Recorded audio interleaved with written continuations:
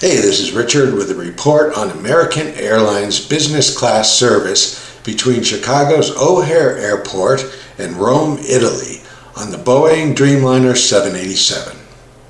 We purchased round-trip tickets online in January, 4 months before our travel dates, for $3,600 each, which is at the low end of what you can expect to pay.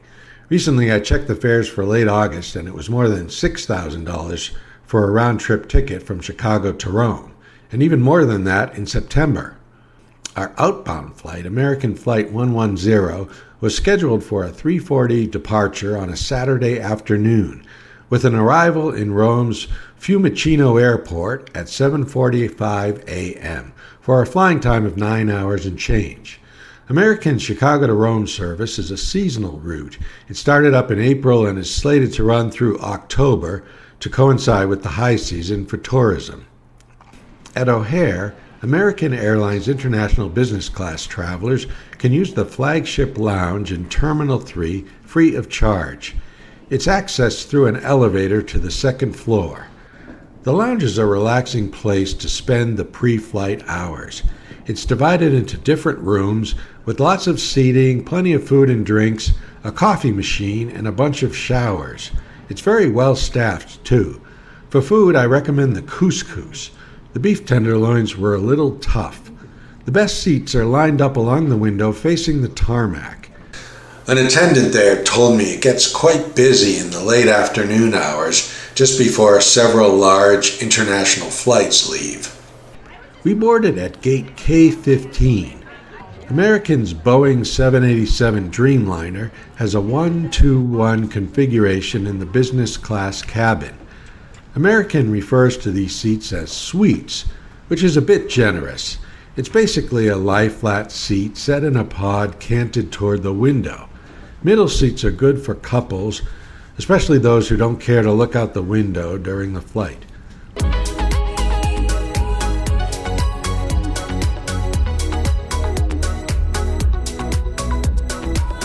I sat in seat 1L. My wife sat behind me in 2L. 1L has the advantage of being slightly forward of the middle seats, so there's an enhanced sense of privacy. No one next to you, no one in front of you. The chief drawback is its proximity to the galley, where it can get pretty noisy between the flight attendant conversations and the sounds of cabinet doors slamming shut. A seat is easily adjustable via a touchscreen that offers 3 presets: upright, reclining, and lie flat. You can also adjust individual seat components, a feature I found useful for raising and lowering the lower leg pad. Each seat has a screen that can be controlled either by touching it directly or using the provided remote control. I preferred the remote because the screen is pretty much out of reach as soon as you recline your seat. There are movies, TV shows, a random and limited selection of music, and a flight tracker. The Dreamliner windows are a bit on the narrow side, and there's no plastic sunshade to pull down. Instead, you adjust the amount of light you want to block by pressing a rubber dial underneath the window. Our flight path took us over Michigan and into Canada. Shortly after takeoff, meal service began with beverages and warm nuts. Shortly after that, we hit some heavy turbulence that lasted a few minutes. Once things smoothed out, dinner was served, starting with veggies and crackers. The small plate of Cajun grilled shrimp that was listed on the menu was not served, for reasons unbeknownst to me. Entree choices were short ribs, chicken, crab cakes, and pasta. I had pre-ordered one of their healthy meal selections, a chicken breast with roasted potatoes and green beans, and a cup of sweet tomato sauce. It was good and filling without being heavy and left enough room for the ice cream sundae dessert. My wife had pre-ordered a gluten-free meal. It was chicken. She said it was good. I only drank 1 glass of wine the entire flight. I noticed that this crew really didn't push the alcohol. You had to ask for refills or additional drinks. This was quite different from my recent flight in Hawaiian Air business class, where they gave us Mai Tais when we boarded, more drinks after we departed, and even more drinks during and after the meal. After meal service and a movie, I tried to sleep, but a loud-talking flight attendant in the galley and a snoring guy in row 3 made it difficult. The lie-flat seat was comfortable, except that the axis of the seat is slightly off from that of the foot compartment.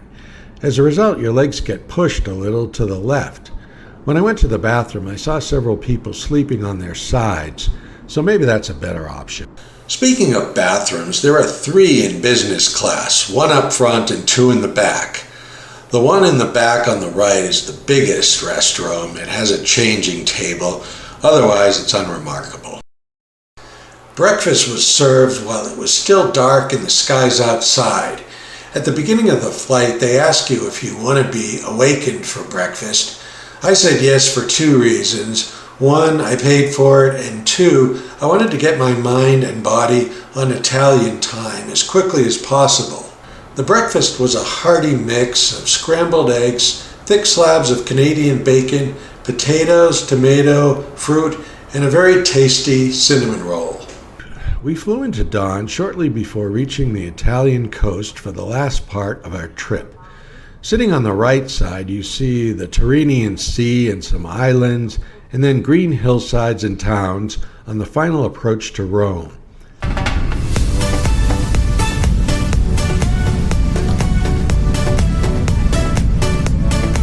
We got through passport check and baggage quickly, and then were expelled out into a very busy Rome airport, which was a preview of things to come. The city sights were quite busy during our stay.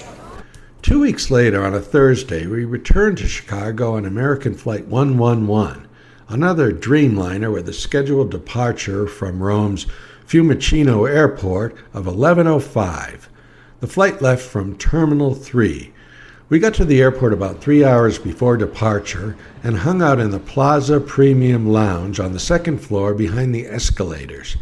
It's right next to the British Air Lounge and is free for American Airlines International business travelers. It wasn't quite up to the standards of the flagship lounge in Chicago. While the Chicago lounge is divided into separate rooms off a long hallway, the Plaza Premium Lounge is an open, vaguely circular room with a bar in the center. The food selection was more limited, but certainly sufficient for breakfast. There were scrambled eggs, bacon like guanciale, yogurts, fruit, and another automated coffee machine. Boarding took place at Gate 42, a spacious area with lots of natural light and a playground for children. You go down an escalator to board through the jetway. We had the same seats going back, 1L and 2L.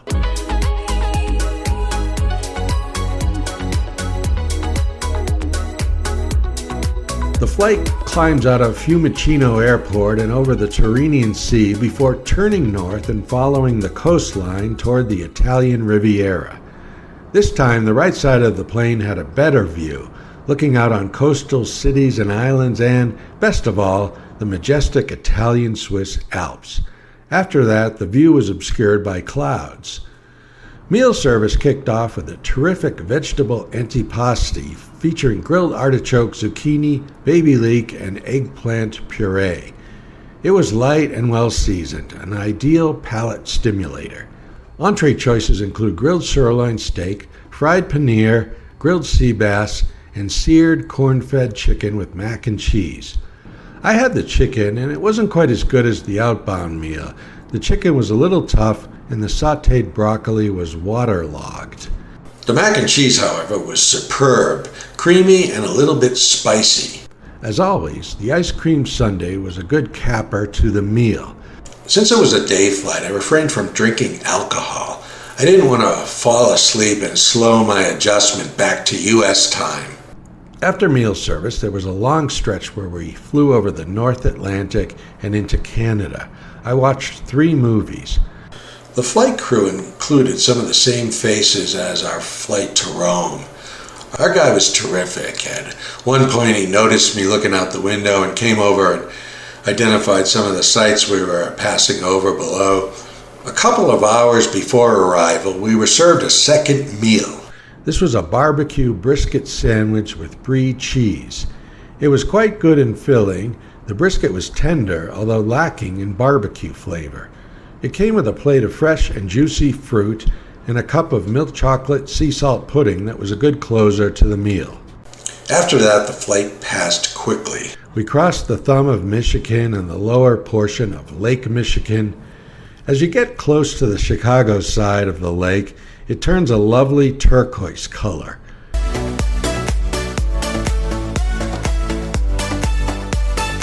We got in almost an hour early and had to wait 10 minutes for a gate. And then we were released into a long line at passport control. Brace yourself for that. It only takes one big international arrival to gum up the works. But the line moved quickly. Our bags were already out when we got to baggage, and we were at our hotel, the Hyatt Regency, within an hour of landing. In summary, American Airlines business class flights between Chicago and Rome offer decent food, a mostly friendly and helpful flight crew, and an adjustable seat that alone is worth the price of admission. Access to the airport lounges is another big plus, making this, in my opinion, a worthwhile splurge for your travel to Rome, especially if you can plan ahead and lock in a lower fare. As far as seat selection goes, Seat Guru has some reliable info, but there's no guarantee you won't be seated near a crying baby or a snorer. Make sure to bring your noise-canceling headphones, and if you don't have a pair, then get one post-haste. Hope this helps. Thanks for watching.